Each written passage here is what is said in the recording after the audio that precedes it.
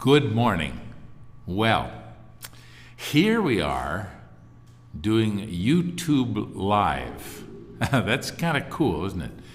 I think most of the times we've been doing these lectures in another way. We've been doing them and putting them on our websites and doing them live, but through Google Classroom. Now we're on YouTube. So that's kind of cool. Hi, I'm Richard. Nice to be with you again. It's Monday morning.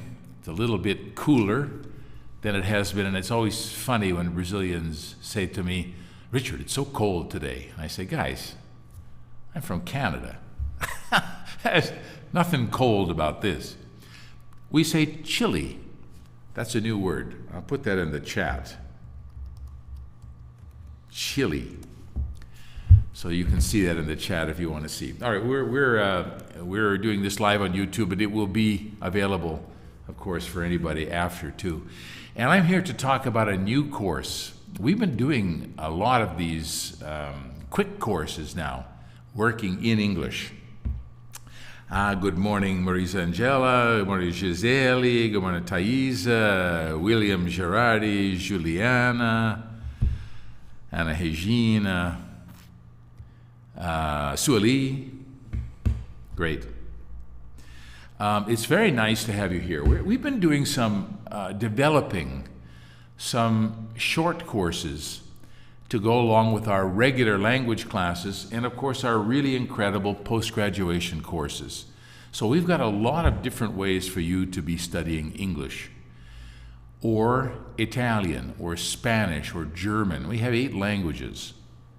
We're rare as a language school in that way. And we don't teach language in a traditional way, as any of you who've studied here know. We have a methodology that's totally, and I mean totally, innovative. Revolutionary, we could say. It's a methodology developed by Dr. Norberto Keppe. He is a Brazilian-Austrian scientist, psychoanalyst, and social scientist, who has innovated extraordinary advances in most areas of human activity, including energy, new physics, education, psychology, philosophy, working with children, educating for languages. All of these things come from his incredible capacity. So we're using his methodology to teach languages. And here's a new course that we're developing now called Leadership and Communication. It's going to start in a couple of weeks. We're just in the middle of our Leadership and Social Competence 10-hour course now. We've got 2 courses remaining, 2 sessions remaining, live classes remaining. And once that's finished, we'll launch immediately into this Leadership and Communication course. All right, so this is what I want to give you a flavor for. Not just for this course, but in general, how we work. Gilbert Gambucci, our American friend, very good piano player, is developing an arts course. The link of the arts between the physical and the metaphysical world and how that's applicable in our everyday life. So he's developing that course too. So we'll have a leadership and creativity course coming soon, dealing with blockages in languages, all sorts of new initiatives that we're embarking on. Embarcando, no? Same word. So here's one, leadership and communication, and I want to give you a sense of the spirit of all of our courses, okay? How we approach education. And I'll try and show you the distinction between the traditional method of education and how we approach things. Okay, approach is to abordar, how we come close to understanding these things. And here it is. The first phrase I want to read for you. I'll put it there in Portuguese too, so I can read it in English, and you can follow along in Portuguese. Or if you're really, really courageous, you read just in English. It's not so difficult to understand. So, knowing what's going on in our minds is essential for everyone. There are so many conflicts in human interactions that if you don't know what's going on in people's heads, it will be impossible for you to have real success in your profession, in your life, in your relationships, in your health. There is so much of the human experience that's inside our head. It's not external. You know, one of the challenges, by the way, that's a phrase from Claudia Pacheco, the director of our incredible Faculdade triological Keppe Pacheco. One of the challenges, I think, in this current health crisis that we're facing is that we're trying to resolve, the authorities, the powerful, are trying to resolve the situation only at the horizontal level. It's only a physical solution. So we have face masks, we have gel, we have social distancing, we have all of these factors to try to solve the problem at the physical level. But the human being is not only physical. We are also psychological, emotional, spiritual, right?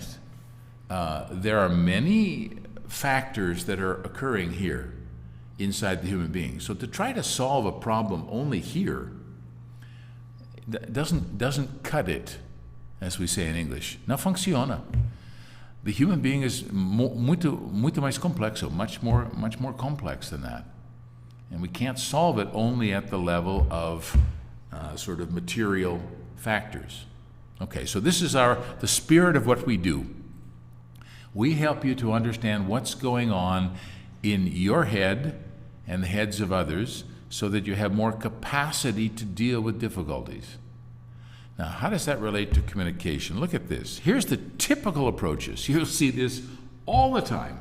If you ask people, how do I solve my difficulty to communicate, my difficulty in speaking in public, or speaking in the English class, or speaking up at a meeting, or something like that, even talking to somebody new, doing a teleconference call, or talking on the telephone.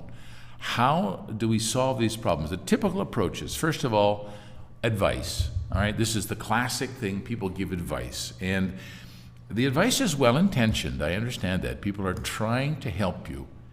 And let me show you the kind of advice that you hear with communication problems. First of all, you don't have to be brilliant or perfect to succeed. All right, they'll try to encourage you. Don't worry about being perfect. Don't worry about being absolutely correct in everything. Just speak and people will understand you. So you don't have to be perfect to speak. All right, that's good advice.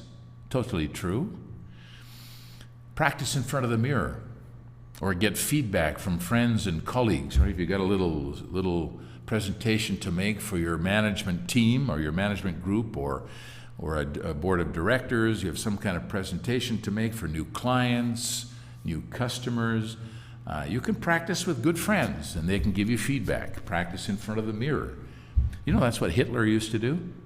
Hitler used to practice in front of the mirror. He used to get his gestures, right? He was practicing these looks in order to be effective. So this is good advice and can be very useful for you. Separate your performance from your identity. You read this a lot in public speaking courses, right? Your performance is not who you are. All right? So if you make a mistake in your performance, it does not mean that you're a bad person or a bad professional. Right? You understand this idea? So your performance is not who you are. Try to separate those things. This is the kind of mental gymnastics that people will try to get you to do, especially in things like neuro-linguistic programming, PLN.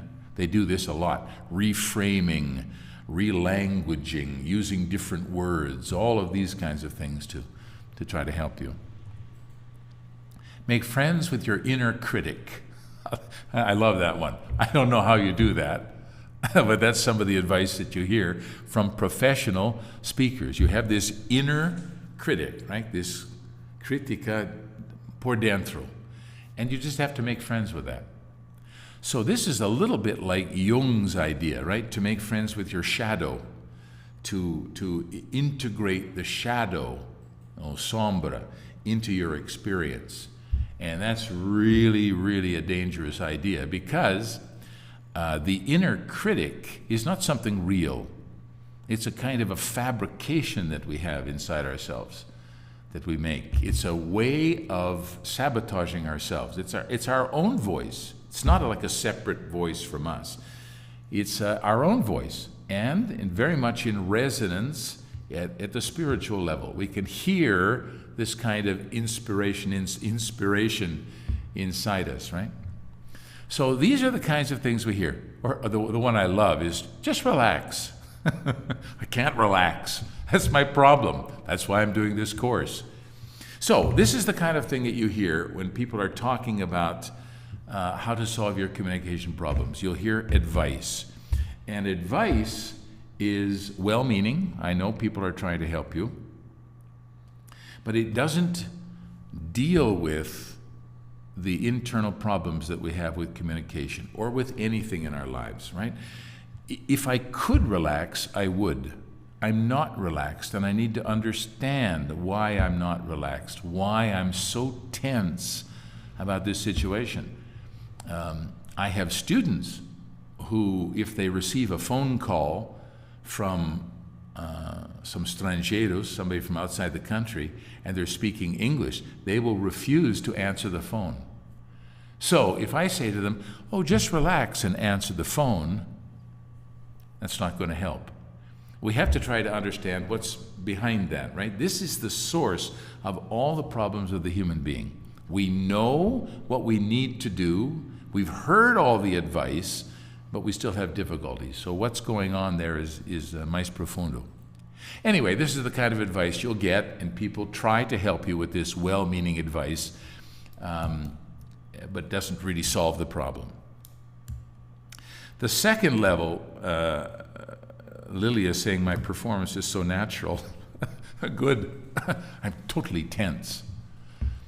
No, I do this a lot, and I have a lot of experience. So we as communicators, we can help each other.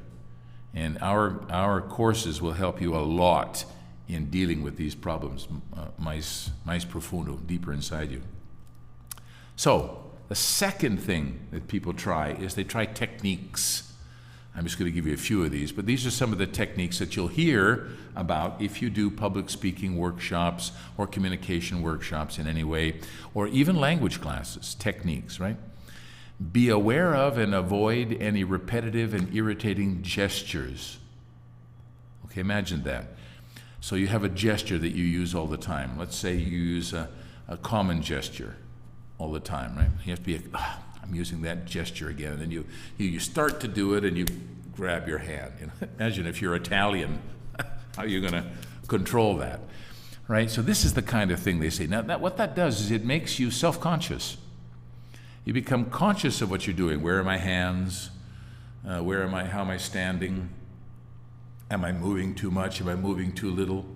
Right? So this is one of the problems that happens with techniques. It's like learning prepositions in the language. You start to think about the prepositions and not your communication. So you start to become more blocked, more worried about being correct. Oh my God, I did that gesture again. What an idiot. What a terrible presentation that was. I was making this gesture all the time, right? And you start to be concerned about these technical things and not about your communication. Be authentic and natural. Okay, how? And again, if you're learning techniques, you're going to be learning techniques like look at everybody. You're going to be developing these techniques for how to be authentic and natural. And they're techniques, they're not real. Use your sense of humor. Very difficult to do if you're nervous, right? Just be funny. And it's a disaster. You see people going onto the internet and they look for jokes. They look for jokes from public speakers, or let's say you're giving a presentation at a friend's wedding and you'll go online and you'll find great discursos dos casamentos, and you'll start to sort of you try to use one of those in a way, right?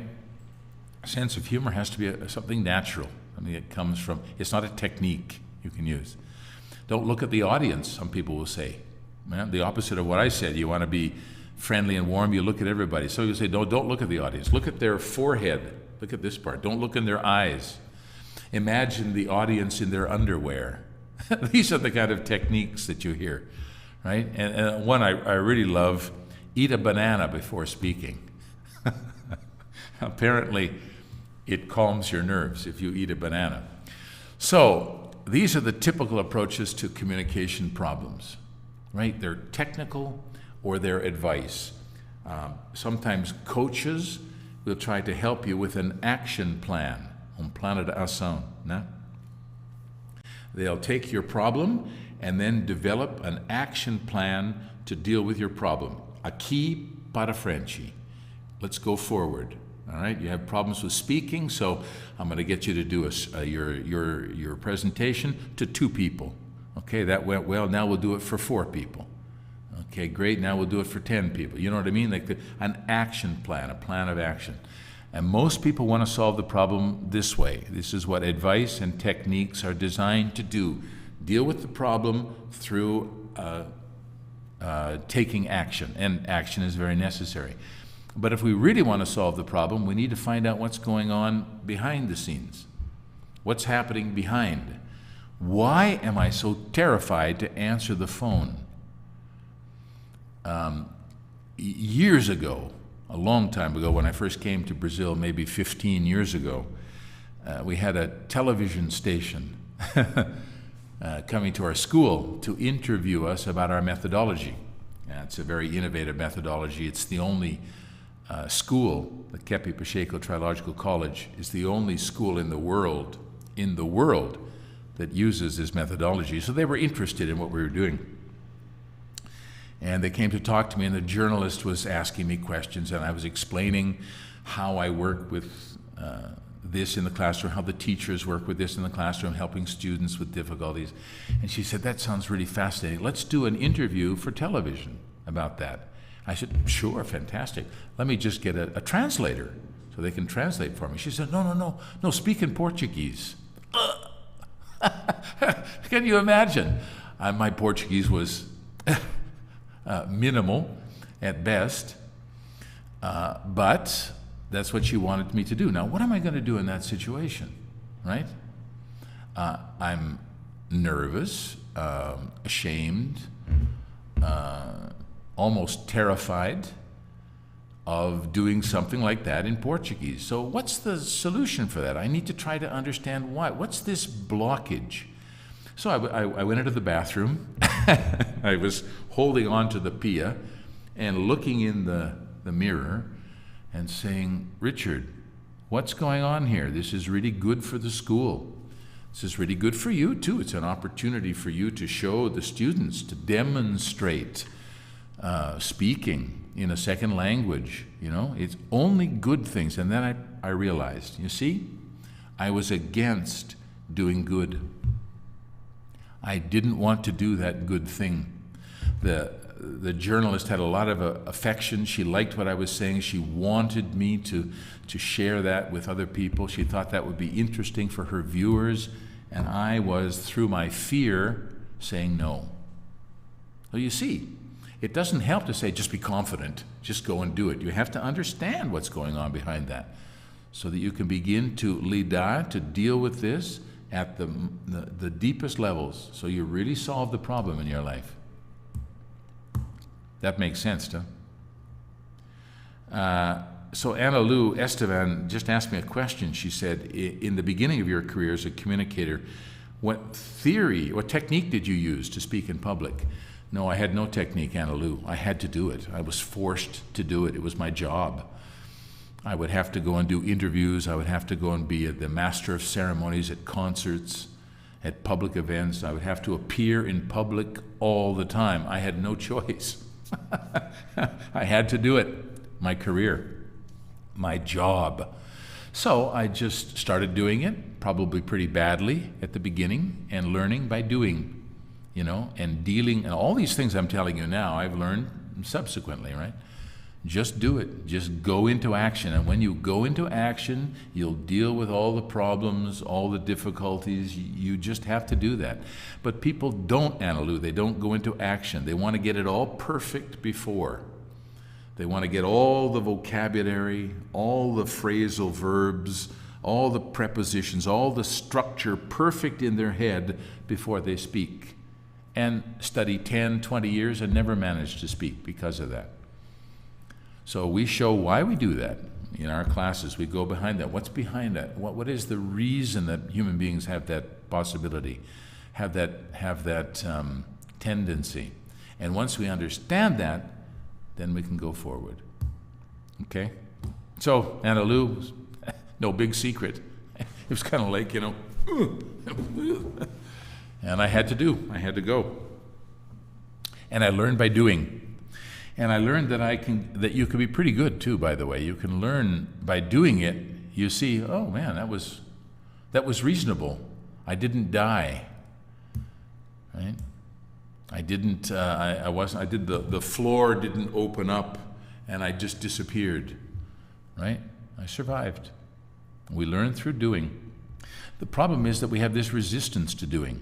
And some people won't do. Even though they know they need to do something, they won't do it. They just avoid the situation. Right? And that's what we're dealing with now. I was forced to do it because it was my job. I had to go into public and do things. Most of us don't have to do it, so we avoid those opportunities. So, eat a banana before speaking, and all your problems will be solved. So, Norberto Keppe talks about this. Since 1977, I've been working with what I call consciousness of error, showing that the human being needs to become aware of what he does wrong in order to do what's right. Okay? Aware is consciente. Right? O ser humano precisa tornar consciente do que ele faz errado para fazer o que está certo. This is the idea Dr. Keppe is giving here. So that was his work from the 1950s right through most of the 70s, right, for 20 years or more, to help the person to see what we do wrong so that we can do what's right, to see our problems, to see our difficulties. And this is what we do in our courses. We try to see the person that we're the mistakes that we make. We try to conscientize the errors. But the second part of what Dr. Keppe said is most important for us now. Having completed that study in 1992, I've gone on to demonstrate that man opposes what is good, genuine, and beautiful, including his own talents and gifts. Now, can you imagine what happens to you if you realize that your resistance is a resistance to your own capacity, not to the judgment of others? Right? It's like if I see that my resistance, like I saw with my resistance to doing the television interview in Portuguese, if I see that my resistance is a resistance to something good, then I can make a big effort to correct that and to say, okay, I need to go. I don't feel comfortable. I don't feel ready, but I need to go because I need to superar esse bloqueio. All right, now, Juliana just said, use the advice in a great and spiritual way. You watch what's beside the scene. Yeah, what's behind? What's going on behind? What's my resistance? Why am I resistant? It's not because of my language. It's not because of the vocabulary. It's not because of something else. There's a deeper reason. And Lilia asked a great question. She said, what do we have to do when something physical happens, like the heart beating fast? Well, the heart beating fast is a sign of energy. It's a sign of life, Lilia. It's not to be afraid of. Your heart's beating fast. E daí? E daí? Vamos lá. Your legs are shaking. Let's go. Okay, I'm not a perfect speaker. I don't have to be perfect, but I have to go. I have to do. I have to see that my heart beating, this anxiety I have, is because I'm terrified to see any problems. Terrified to see problems. Any problem is I'm going to go blank. I'm going to die. Right? This is this anxiety. This is the fear to see problems. Probably, Lilia, you have a little bit of perfectionism, a little bit of this internal exigencia, né? This demanding nature that wants you to be perfect, that wants you to be the best, right? And suddenly you realize, oh my God, maybe I'll make a mistake. Maybe I won't say everything I wanted. Maybe I'll forget some things. Oh my God. And you start to get that hyperventilating tension. This is a neurotic response to consciousness. Dr. Claudia Pacheco talks about this in her book, Healing Through Consciousness, Cura pela Consciencia, that we have two responses to stress, right? Anger, we get furious, or fear, we run away. And fear is this fear. Oh my God, oh my God, oh my God. I might get it wrong, I might make a mistake. This is all internal, my own perfectionism, my own demanding nature. This is how this works. What do you do when you have a mental block? Deborah's asking. You guys need to do the course to really get the answers to this, right? A mental block is a restriction that we put because we make a mistake one time and then we fixate on that mistake. Right? I'm going to do it again. I'm going to do it again. I'm going to do it again. And we do it again because we're fixated on that. We're not fixated on the results we want to achieve. We're fixated on our problem. We're centered in ourselves. And this is deadly for a performer, for any kind of presenter. You can't be thinking about yourself. All right, these are the things we're going to deal with in our class, right? Take a case study. In his session of psychoanalysis, LM, teenager, said he didn't study because he preferred to play football, which was much more pleasurable. Well, this is every teenager on the face of the planet. If it's not football, it's video games or music or doing nothing or watching television, right?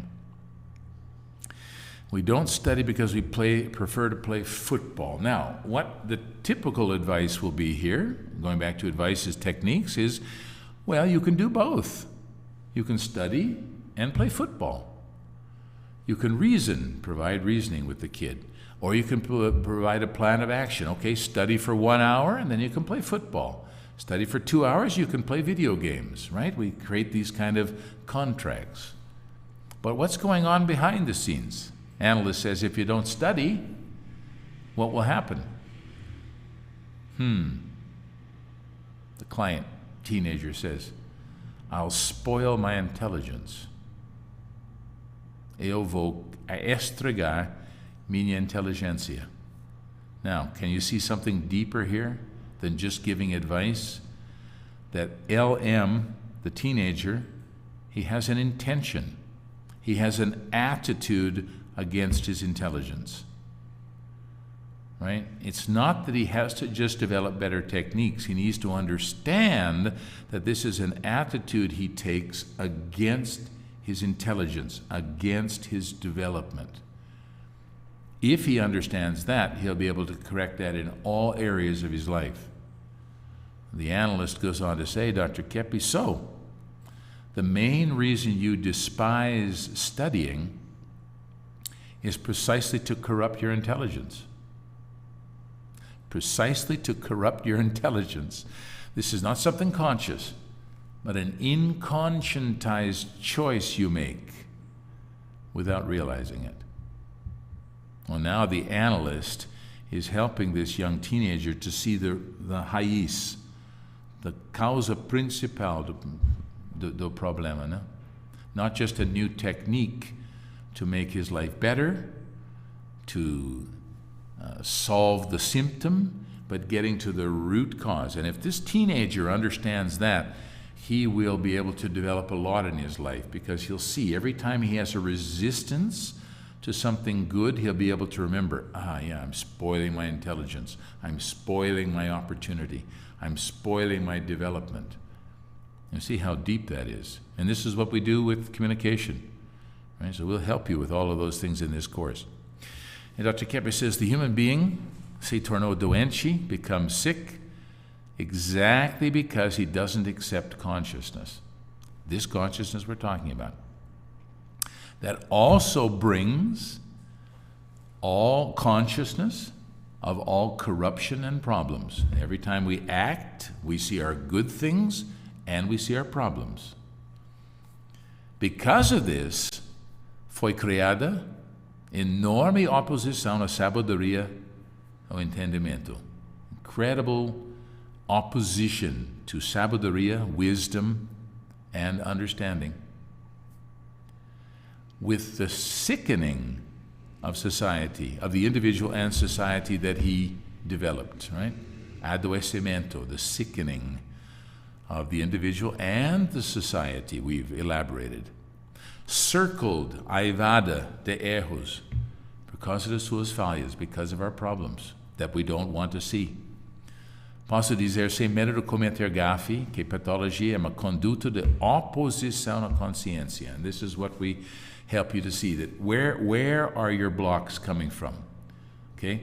They're not coming from knowledge, from falta de conhecimento. They're not coming from falta de technique, falta de conselho. There's millions of YouTube videos, millions of articles written about this. The problem of the human being is mais profundo, it's deeper, and this is what we do and get to in our class. That sounds really interesting, doesn't it? So all of these problems that you're talking about here, Sergio says, I know what to say before the lecture, but when the time arrives, I go blank, dar branco. Yeah, that's really, really common. Really common. I remember introducing, in a concert, I was introducing a great jazz violin player named Stefan Grappelli. And Stefan Grappelli is a fantastic jazz violin player from France. And I was the master of ceremonies of the concert. And I was talking about him and, giving a little bit of history of him before the concert with about 500 people in the audience, maybe 700 people in the audience. And the performer was standing on the stage, and I was speaking about the things. And I looked over, and he was smiling at me, happy with what I was saying. I said, well, enough about me speaking. Let's put our hands together on this cold evening and give a warm welcome to... And I forgot his name. Can you imagine? And then there was a long pause, and then I said, Stefan Grappelli. And the audience clapped, and the concert went on. And I went to sit in the audience at my seat. I was shaking, and my girlfriend said, "Wow, what a great dramatic pause." You see, she saw it as a dramatic pause. She didn't see it as going blank. I was terrified, but the audience didn't even perceive. And this is often what happens. The feeling we have is internal. It's not external. Most of the audience is not worried about your preposition use, things like that. All right, so here's an example. When you look at this painting of Vincent van Gogh, what do you see? What are some of the things, you can tell me in the chat, what are some of the ideas that you have when you look at this painting?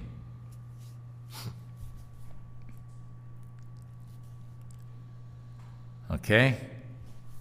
So, I only have 1 minute, so I need to speed up. No? Okay, it's a 1 minute delay. All right. Sorry, I'm speaking and then the picture comes up later. What do you see here? You see a painting, but what do you feel when you look at this painting? What is the artist telling us with this painting? What do you think? You can put in the chat here. Like peace, lights, the sea, a lake, calm. Good, great comments, you guys.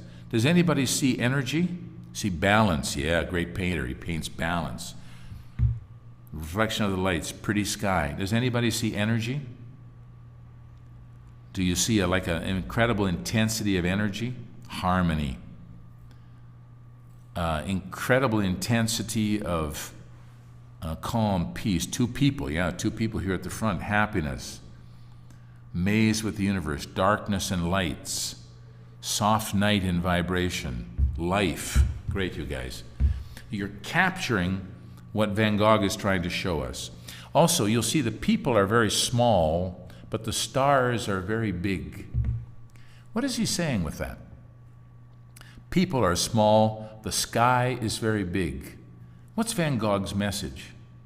What is he trying to convey, to illustrate for us? What? Yeah, it's beautiful, Teresa. It is beautiful. Van Gogh.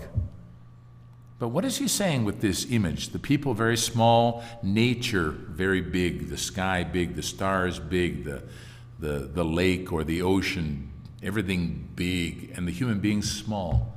What is he showing us? See if anybody gets it.